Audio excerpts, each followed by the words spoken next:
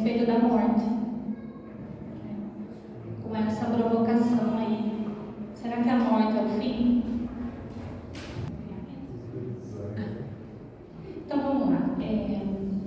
Nós escolhemos esse assunto porque também a semana passada foi finados, né? E a gente comemorou o Dia dos Mortos, que para nós não tem nada de mortos, mas é uma conversa que, principalmente aqui na Casa Espírita, é muito interessante e importante, né, da gente ter. No capítulo 6 do Evangelho segundo o Espiritismo, tem essa frase: Espíritas, amai-vos, eis o primeiro ensinamento, instruí-vos, eis o segundo. A gente poderia fazer vários evangelhos para falar do primeiro item, que é o amor, mas hoje a gente vai se atentar a falar do segundo, que é a instrução. A importância da instrução, né, que gera o conhecimento. Porque a instrução em si ela só instrui, mas o importante é quando a gente consegue transformar a instrução em conhecimento. E é isso que a gente vai tentar fazer hoje, né, com esse assunto. Na introdução do Evangelho segundo o Espiritismo, no item 11, tem lá uma frase de Sócrates: de duas uma, ou a morte é uma destruição absoluta, ou ela é a passagem de uma alma para um outro lugar. Como nós somos espíritas, ficamos com a segunda opção. Mas será que é isso mesmo? Será que é uma passagem? Será que a gente continua vivo? Será que tudo isso é verdade? E uma pergunta também que a gente tem ouvido bastante, uma dúvida que surge, né? Muitas pessoas perguntam: será que morrer dói? Como é que será o momento, né, do desencarne, o momento que o espírito desliga do corpo? Será que tem dor? E aí Kardec fez essa pergunta para os espíritos: a separação da alma e do corpo é dolorosa? Aí os espíritos respondem: não. O corpo frequentemente sofre mais durante a vida que no momento da morte. No momento da morte, né, a alma nada sente. Aí a gente pode entender que o que pode doer nesse momento da morte? Às vezes, não sei nem se pode doer, mas assim, o que pode incomodar no momento da nossa passagem, às vezes pode ser o peso de não ter feito o que queria, né? Os talentos que em algum momento a gente deixa enterrados, como falou muito bem o Marcos, né, há 15 dias atrás, da importância, né, da gente trabalhar os nossos talentos, da gente desenvolver o que a gente tem feito com os nossos talentos, com as nossas habilidades, com as nossas possibilidades. E também, né, tem aquela frase do Espírito que pergunta, né, qual que é o maior desconforto que o Espírito sente quando ele retorna para a espiritualidade? O tempo perdido, a sensação de tempo perdido. Então, a gente sabe o quanto que é importante nós estarmos aqui hoje reencarnados, porque tem muito espírito na espiritualidade que gostaria de estar no nosso lugar. E às vezes a gente desperdiça as oportunidades de estarmos aqui. A gente fica procrastinando, às vezes, tarefas, decisões, e a gente vai empurrando para frente. E aí, às vezes, a frente não nos cabe mais, a gente não tem mais a oportunidade. Então, por isso que é importante, né? Cada minuto importa dessa vida de encarnados que nós estamos. Porque um dia essa morte vai chegar, a gente só não sabe quando, né? Quando a gente saiu da espiritualidade, nós viemos com um cartãozinho com a data de retorno. A gente não tem acesso a essa informação, mas a gente vai voltar. Ninguém aqui fica para semente. Mas enquanto estamos aqui, o que é que a gente tem feito da nossa vida? E como que acontece essa separação do corpo, né, quando a gente desencarna? Kardec do corpo. Aí os espíritos respondem: desligando os liames que a retinham, a alma se desprende. No livro Mãos de Luz, tem essa frase que ilustra bem, inclusive, se alguém já ouviu falar das experiências quase-morte, quando as pessoas vão para a espiritualidade, né, tem a lembrança e volta para contar o que viu. E nesse caminho, eles comentam que passaram por um túnel. Na realidade, nós temos 7 chakras básicos, né, os principais. E o que acontece quando o espírito vai desencarnar é que vai se desligando os chakras de baixo para cima. Por isso que as extremidades vão ficando frias, né? Porque o espírito vai se deslocando. E o último chakra de conexão é o chakra coronário. E ele tem, se você for olhar o formato do chakra, ele tem um cone. Então dá a impressão de que você está passando por um túnel, quando na realidade a gente está deslocando os chakras. Então a Bárbara, nesse livro Mãos de Luz, ela fala que no momento da morte, um raio luminoso ilumina o coruto da cabeça, quando a pessoa deixa o plano físico pelo chakra da coroa, né, que é o chakra coronário, porque esse chakra ele tem ligação direta com a espiritualidade. As crianças, né, até 7 anos, elas têm esse chakra muito mais aberto do que nós adultos. Por isso que tem muitas histórias, né, de crianças que falam assim: eu vejo espírito, eu tenho um amigo invisível, eu tenho isso. Por quê? Porque a criança até os 7 anos, ela está muito ligada à espiritualidade, porque ela acabou de sair de lá.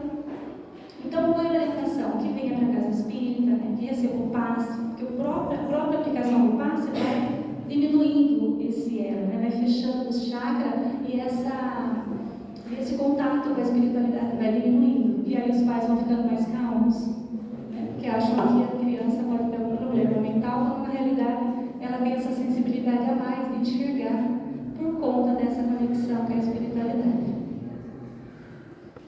Outra pergunta de Kardec: que sensação experimenta a alma no momento em que se reconhece no mundo dos espíritos? A resposta é: depende. Depende do quê? Não é igual para todo mundo? A gente não morre todo mundo igual? A gente não nasce todo mundo igual? O processo é idêntico, né? Tanto da reencarnação como da desencarnação. Mas tudo depende do que a pessoa fez na sua vida. O meu desencarne não vai ser igual ao do João, da Maria, da Antônia. A minha reencarnação não foi igual ao da Joana, da Benedita, apesar do processo ser o mesmo. Por quê? Porque nós somos espíritos únicos. A gente traz uma história, a gente constrói uma trajetória. Então, quando ele fala depende do que você fez com as suas aquisições morais. Como é que você se comportou perante as pessoas, nos cargos de gestão que você tem, quando você se relaciona com seus pares? Como é que você se comporta? Quais são os questionamentos que a espiritualidade poderia fazer quando a gente retornasse para lá? A resposta, né, completando, depende. Se fizeste o mal com o desejo de fazê-lo, estarás no primeiro momento envergonhado de o ter feito. Para o justo é muito diferente. Ele se sente aliviado de um grande peso, porque não receia nenhum olhar perseguidor. Então aí a gente percebe a diferença que tem entre um e outros. E aí a gente pensa, né, nossa, que lugar será que eu vou estar quando eu retornar para a espiritualidade e tiver que prestar contas da minha vida, né, do que eu tenho feito, do conhecimento que a doutrina espírita me dá. Qual é o efeito que a doutrina espírita, né, que essa palavra, instruí-vos, né, qual o impacto que tem feito, né, que tem causado na minha vida, quando eu penso que eu vou retornar à espiritualidade? Porque eu vou, uma hora eu vou, um dia eu vou. É que às vezes a gente não tem o hábito de pensar, né? A gente tem essa cultura do imediatismo e a gente vive agora. A morte não é uma conversa do almoço de domingo. Quem conversa sobre morte?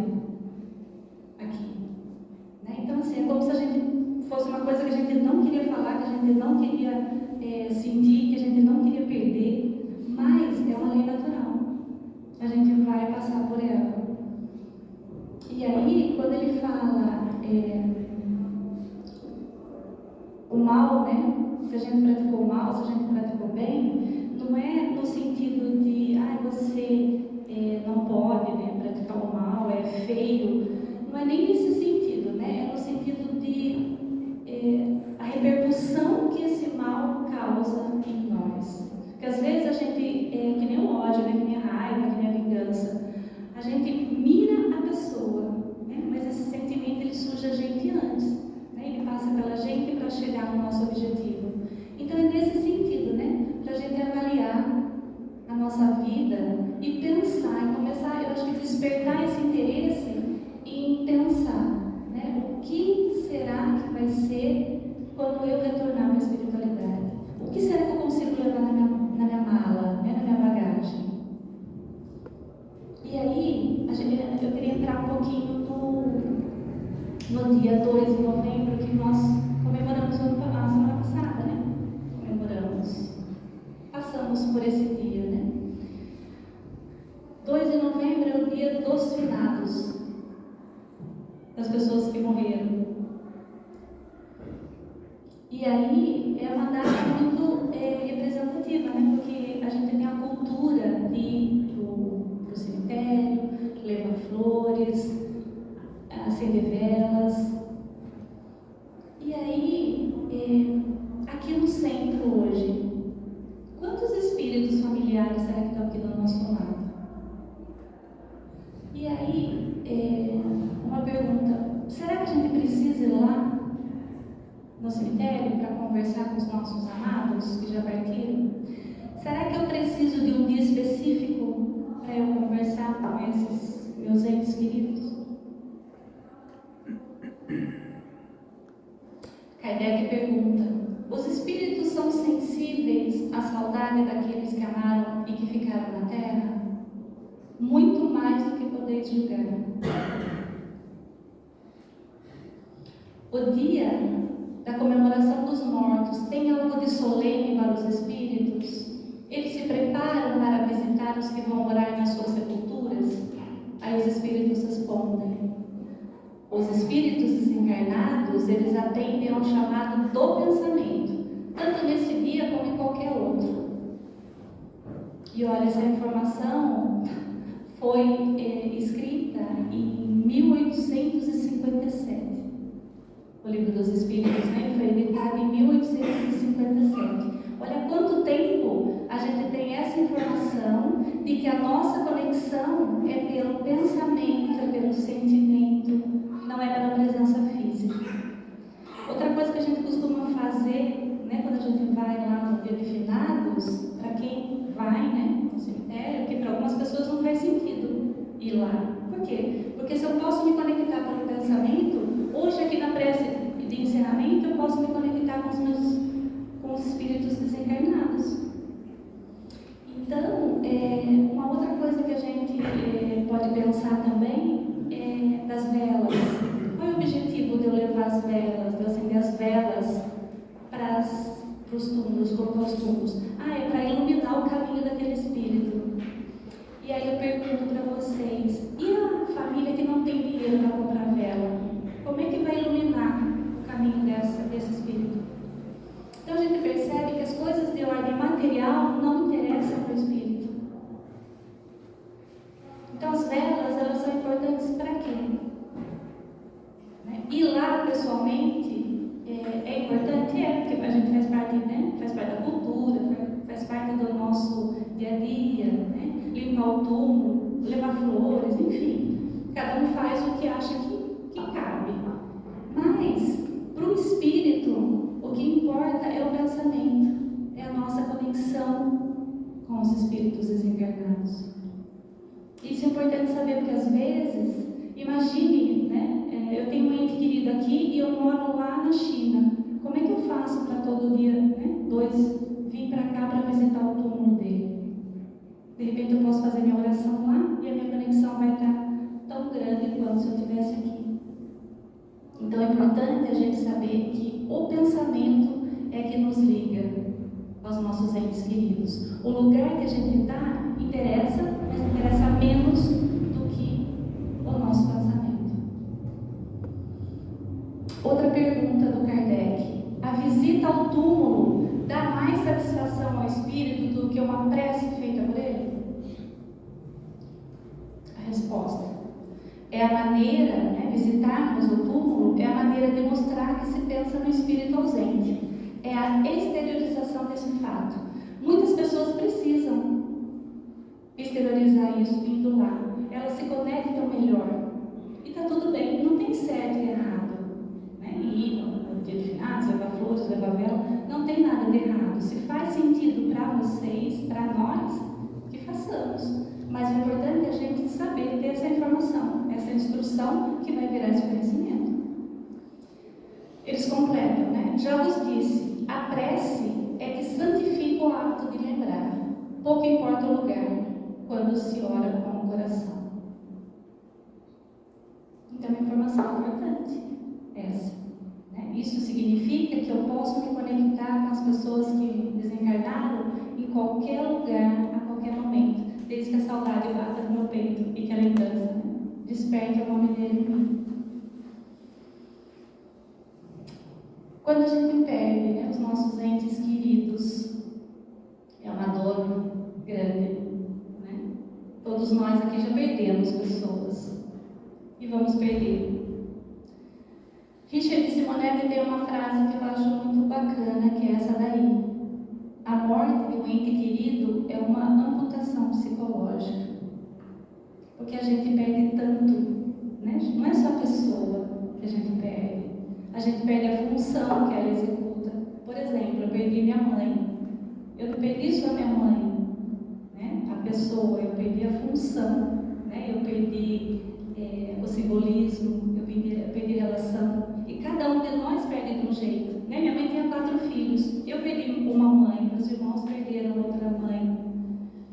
Mas é isso, Então, assim, como é que a gente trabalha, O que a gente pode fazer para amenizar esse sofrimento? Porque é um sofrimento real, É um sofrimento duro.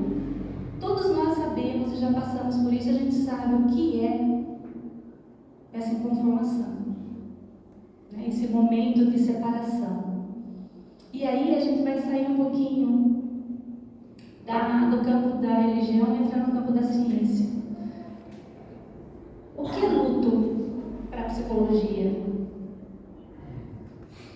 O luto é o nome que damos ao processo desencadeado pelo rompimento de um vínculo afetivo. Não é só por morte, O luto ele não acontece só por conta de morte.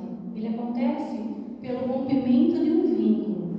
Aqui a gente vai tratar do luto por morte, mas pode ser um luto por perdi meu emprego, perdi a minha casa, eu me separei do marido. São vários lutos que existem, Tem um caso, um artigo, que se quiserem digitar na internet, chama-se Arrancar o meu crachá. É uma moça que fala do luto que ela viveu com a empresa que ela foi demitida. Ela ficou 35 anos naquela empresa. Ela tinha um uniforme, tinha um crachá, e num determinado momento eles disponibilizaram o talento dela no mercado de trabalho, ou seja, demitiram. E ela conta que foi um sofrimento muito grande, que entregar o crachá para a empresa não era só um uniforme, não era só um pedaço de plástico. É como se fosse a pele dela. Ela contando, parece que eu tirei um pedaço da minha pele e devolvi para a empresa. De tanta conexão que ela tinha. E fala do luto que ela viveu, do sofrimento que ela viveu. Então, assim, tudo que nos causa esse rompimento de um vínculo significativo, seja qual for, a gente vai viver um luto. Aqui a gente vai falar de luto por morte. Elizabeth Kubler-Ross, em 1969, ela escreveu um livro sobre a morte e o morrer. E ela apresentou na época esses estágios, essas fases que eu acho que todo mundo aqui já ouviu falar. Esse estudo, ela apresentou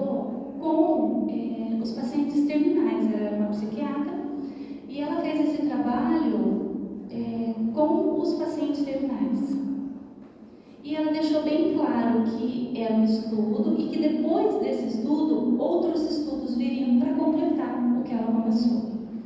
Então, hoje, né, a gente vê isso aqui e percebe que é muito difícil se a gente for viver o luto nessa perspectiva. Qual a perspectiva? São degraus, são fases. A primeira dela é a negação. Eu nego a morte, eu nego que ela está chegando. Aí eu tenho raiva. Nossa, mas comigo? Será que Deus me errou no endereço? Aí a gente vai tentar negociar com Deus. Olha, se eu ficar boazinha, você protela a minha morte. Aí vem a depressão, né? Tipo, eu não tenho o que fazer, eu tenho que passar por isso. Até que você aceita, não, eu vou morrer mesmo. Mas assim, para quem estuda o luto, sabe que o processo não é linear. Não tem essa subida. Porque aí eu chego aqui, no último degrau, e se isso aqui chegar nisso de novo? Ou se eu tentar negociar, ou se eu mudar de ideia e querer voltar para cá? Né? Então como é que a gente faz? São degraus que vai chegar uma hora e termina. Então se a gente tem essa ideia de que tem fase, se eu chego na última fase, eu faço o quê? Com o meu luto, nesse momento. Teve uma amiga minha, que na época no começo da pandemia, ela estava infectada ali, estava internada no hospital, o irmão estava junto, o pai estava no mesmo hospital e a mãe estava no hospital da região. Em um determinado momento, o pai faleceu no hospital aqui, a mãe faleceu no hospital de Amparo e os dois estavam internados. Passou algum tempo, o médico foi lá, aquele protocolo de comunicação de más notícias, convocou a equipe, foi lá avisar ela e o irmão que estava internado que os pais já tinham falecido. E aí ela saiu, depois do hospital, com cilindro de oxigênio, com fisioterapia respiratória e encaminhamento psicológico para organizar tudo aquilo. Por quê? Porque todos nós acompanhamos esses lutos que aconteceram de pessoas que não viram o corpo do ente querido, não conseguiu ver, saíram em caixões lacrados ou em sacos pretos nos grandes centros.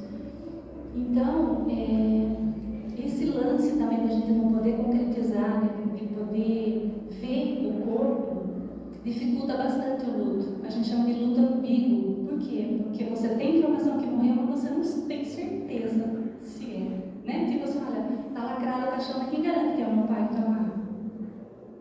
A mesma coisa quando alguém morre afogado. Fala para aquela mãe que aquela filha morreu afogada.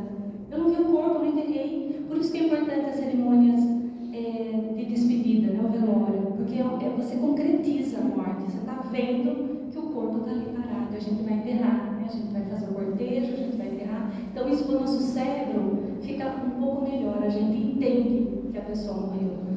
Mas, nesse caso, na pandemia, a gente não fica com essa sensação, será que foi? Será que é isso mesmo? Então, a gente chama de luto ambíguo. Mas no caso dela, ela foi para fisioterapia e para terapia, e eu falei, e aí, como é que você está? Eu sei, lógico que não seria fácil. Ela falou assim, eu estou tocando, porque eu tenho que seguir, e a recomendação que eu recebi é de que eu tenho 3 meses para mudar a minha vida. Aí eu fiquei pensando, falei, ela perdeu o pai, ela perdeu a mãe, não se despediram, e ela tinha 3 meses para se recuperar desse luto. Por quê? A vida que segue. Eu fiquei pensando, como que consegue? Como que a gente conseguiria nos recuperar de 2 lutos tão significativos que são os nossos pais, juntos, uma semana de diferença, em 3 meses? Então a gente percebe que aquelas etapas da Elizabeth Kubler-Ross não fazem hoje sentido, porque o luto não é esse processo linear de ir para frente, de ter só um movimento, de caminhar para a aceitação e acabou, encerramos o assunto. Hoje, o conceito atual é esse processo dual de luto, que é um processo. Não são fases, não são etapas que eu vou subindo os degraus e não consigo mais voltar. É um processo. Isso significa o quê? Que é um processo que oscila entre a restauração e a perda. O que isso significa? Significa que vai ter momentos na minha vida que eu vou ficar muito triste, com muita saudade, com muita vontade de chorar, com muita raiva, porque todos aqueles estágios da Elizabeth entram aqui nesse processo. Mas eles não são engessados. E aí a gente tenta, na medida do possível, ir para a restauração. O que é restauração? É a vida que segue. Mas não na obrigatoriedade de não, vamos para frente, vida que segue, esquece, não vai chorar, vamos sorrir, só não vai falar sobre o assunto. Não é por aí. Muito pelo contrário. Né? Então, só para ilustrar esse processo do auto-luto, é isso aqui. Vamos imaginar uma onda do mar. O fundo do mar é caracterizado pela perda. E a superfície, né, a areia, é a restauração. Então, o nosso luto, ele fica transitando nesses lugares. Como assim? Aqui, no fundo do mar, é o momento da tristeza. É onde a gente pega uma foto e chora, né? Ou então a gente vai mexer nas coisas, pega a certidão de óbito e lê lá a causa, e entra em saudade, chora e briga com Deus. Aí passa, você volta a trabalhar, você volta a estudar, você volta a fazer as coisas da sua rotina, porque retomar, né, a rotina é um grande organizador do luto também. Então, assim, na medida do possível, voltar às coisas da nossa rotina ajuda bastante esse movimento aqui. E o importante do luto é a gente estar nesse movimento. O preocupante, né, a gente chama de luto complicado, é quando a pessoa para só aqui, não quero mais tomar banho, não quero mais sair, não quero mais conversar, não quero mais nada. Ou então, para só aqui. Não vamos mais falar de tristeza, a vida que segue, eu vou trabalhar, vou viajar, tudo para esquecer o assunto. Também não funciona. O que funciona de fato, a ideia, né, é esse movimento entre visitar o fundo do mar e vir para a superfície.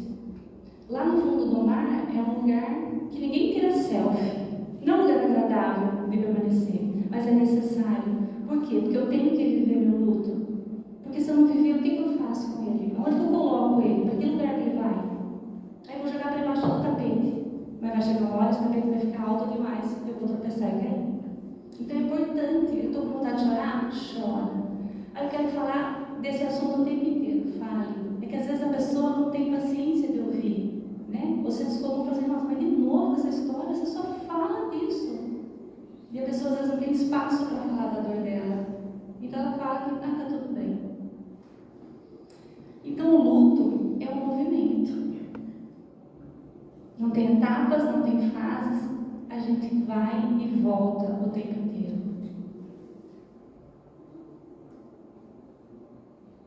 Então, é nesse sentido. É nesse sentido, né? A nossa vida é isso, a gente vai e a gente volta. Então é uma escada que a gente transita o tempo inteiro. Por que não dá para ficar só na restauração? Porque eu tenho saudade do meu ente querido. E no dia de finados, então, vem todo mundo para cá. No dia de finados, caímos todo mundo. Gente, desculpa. Gente, é isso. E na nossa família, né? Eu tenho um luto, a minha família tem outro.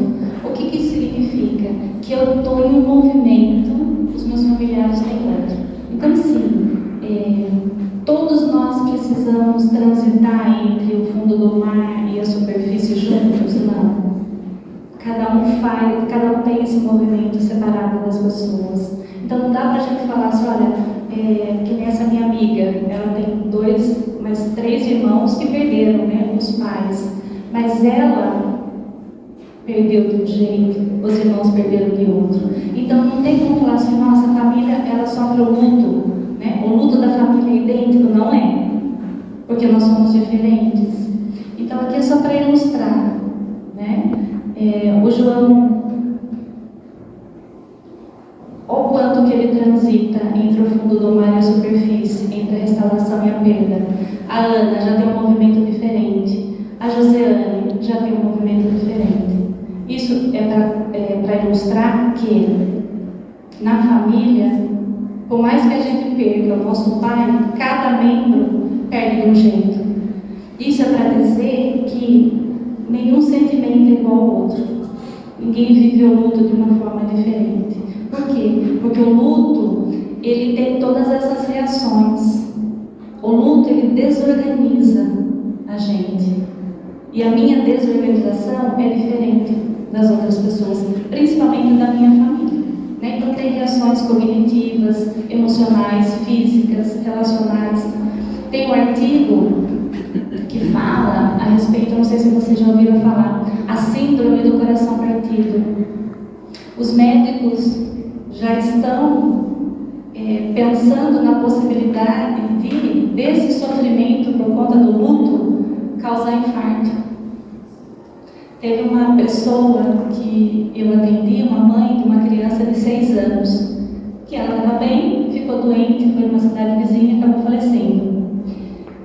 A mãe tinha 2 meninos e ela de 6 anos que era caçula. E foi um sofrimento, né? Imagina uma mãe perder uma criança de 6 anos, ou qualquer idade, mas enfim. Aí veio o vô de um outro estado para enterrar a neta. O vô não aguentou de tanto sofrimento e infartou. E aí, estudando, né, a gente percebe que pode ter sido a síndrome do coração partido. É um sofrimento tão intenso, né? Aí você fala assim, nossa, mas o avô morreu e a mãe não, né? Porque a gente fica tentando medir a dor das pessoas. Nossa, mas a mãe tinha que sofrer muito mais do que o avô. Mas é isso, né? Cada um sente de um jeito. E aí o avô não aguentou enterrar a netinha e acabou morrendo, né? De tanto sofrimento, de tanta dor. E aí a gente percebe que o luto não é fácil. Por isso que a gente não pode medir e nem determinar. Olha, você tem 3 meses para se recuperar. Não tem 3 meses, não tem 1 ano, não tem tempo. Cada um tem o seu tempo, vai no seu ritmo. Porque desorganiza tanto que até você arrumar, né, o seu pensamento, as suas emoções, a sua saudade, a sua vida social. Porque essa mãe que perdeu essa criança, ela não perdeu só a filha, ela perdeu a função de ser mãe de menina, que ela sempre quis ter uma menina. Então, assim, não é só a perda física, nem tudo o que tem junto. E as relações, elas mudam, né? Porque está faltando uma pessoa ali naquela relação. E aí a gente pergunta, tem aquela frase, né? Quanto tempo para eu superar o luto? O luto a gente não supera. A gente acomoda, a gente integra dentro da gente. Por que a gente não supera? Porque quem daqui consegue esquecer um ente querido que morreu? A prova disso é dois de novembro de finados, vamos todos lá, né? Ou aqui mesmo pensar. Mas a gente não supera. Então assim, mas já passou 1 ano. Essas 2 palavrinhas, né? O senso comum usa muito. O já e o ainda. Nossa, mas já está bem? Só passaram 6 meses e você nem parece que perdeu seu marido? Ou ainda está em luto? Já se passaram 6 meses. Né? Essas 2 frases aqui, essas 2 palavrinhas, é como se a gente conseguisse medir a dor do outro. É como se a gente tivesse uma régua e colocasse todo mundo nessa medida. E para o luto isso não funciona, porque cada um é cada um, e cada um tem o seu luto. Então, quando a gente fala que o luto a gente não supera, que a gente integra, eu vou usar essas imagens para ilustrar. Imagine que no momento que eu perdi o meu ente querido, né, meu pai, minha mãe, meu marido, enfim, a sensação que eu tenho é de que tem uma pedra de 1 tonelada esmagando meu peito. Né? Eu sinto raiva, eu sinto dor, eu sinto saudade, eu sinto vontade de chorar o tempo inteiro. Isso aqui, principalmente quando está mais próximo da hora zero, né? Da hora do desencarne, da separação. Então, esse sentimento, ele é comum, né? no discurso das pessoas em luto.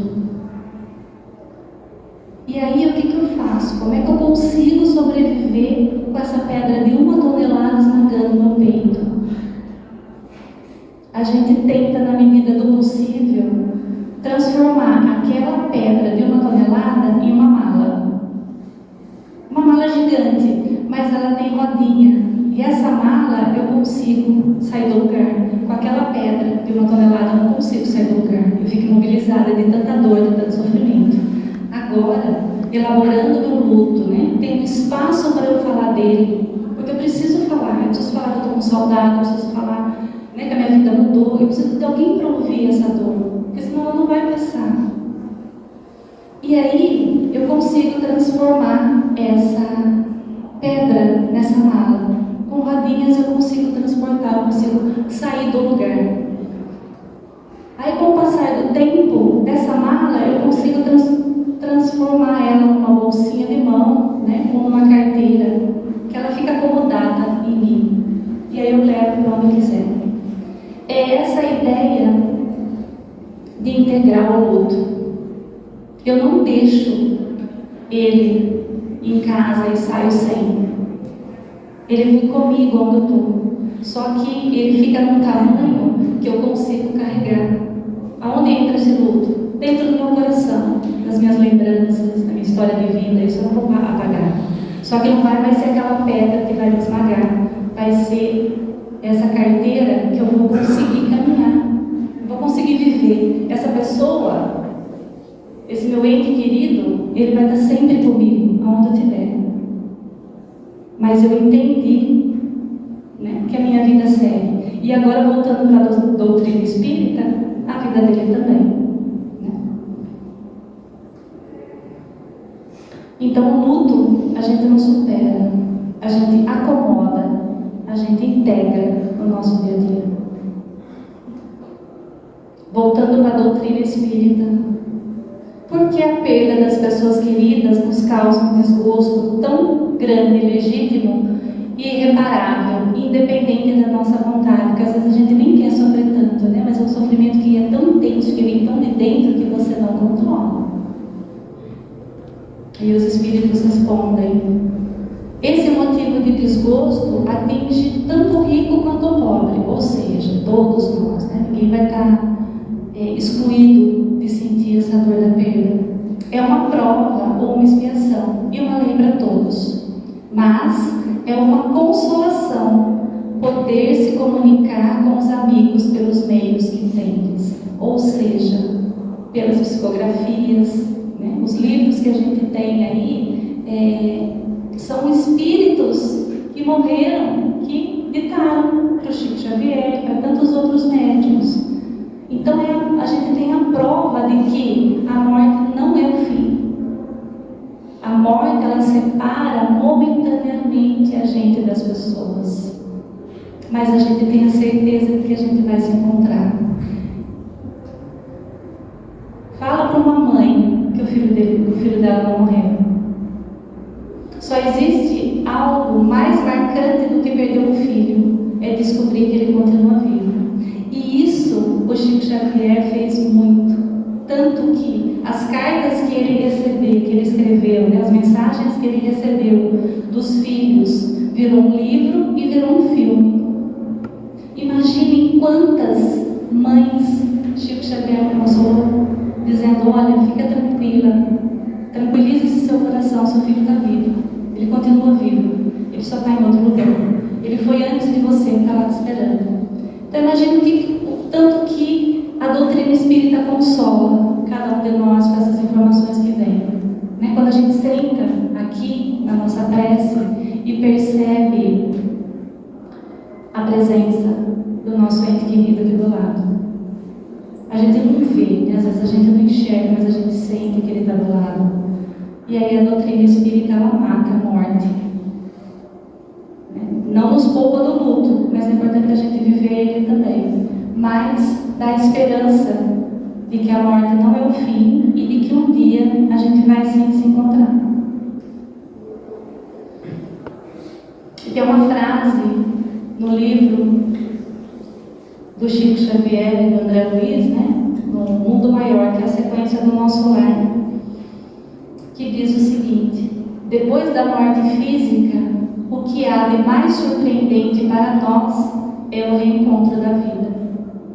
Ou seja, a vida segue. E a doutrina espírita, ela vem nos provar isso. Isso dá uma esperança muito grande para o nosso dia a dia. E a esperança é um fator protetivo para as nossas depressões, para os nossos pensamentos suicidas. Porque essa esperança de que a gente vai se encontrar, ele ameniza muito as nossas dores, os nossos sofrimentos. Então, que bom, né, que a gente conhece a doutrina espírita e que ela faz sentido para nós.